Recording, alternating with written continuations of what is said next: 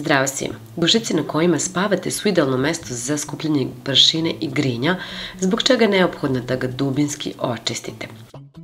Najpre ćemo napraviti sredstvo kojim ćemo posuti dušek, a pravimo ga tako što u jednu posudu dodajemo 2 supene kašike sode bikarbone, dodat ćemo i 8 kapi nekog eteričnog ulja po izboru, može malo više, pa dobro promoćkati ovu teglicu.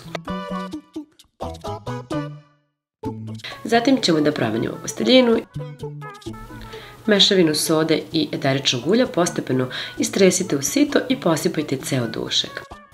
Soda bikarbona će upiti vlagu koja pogoduje razvoju grinja, a eterično ulje će dezinfikovati dušek i ostaviti lep i ugodan miris.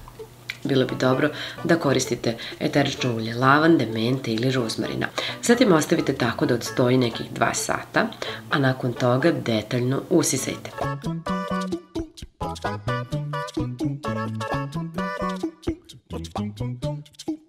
Nakon detaljnog usisavanja, bilo bi dobro da ga još malo osvežite koristeći recimo ove vlažne maramice za decu ili maramice koje u sebi sadrže alkohol.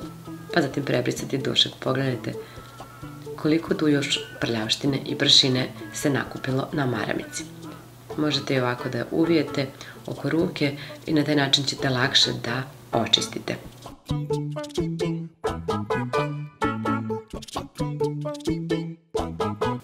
Jastuke bi trebalo da perete barem 3 puta godišnje, a posteljinu bi trebalo prati na 60 stepeni. A još jedan trik koji je jako dobar da osvežite jorgane, a da ih ne operete, jeste da ih povremeno iznesete na sunce. Nadam se da će vam biti od koristi ovaj video. Ćao!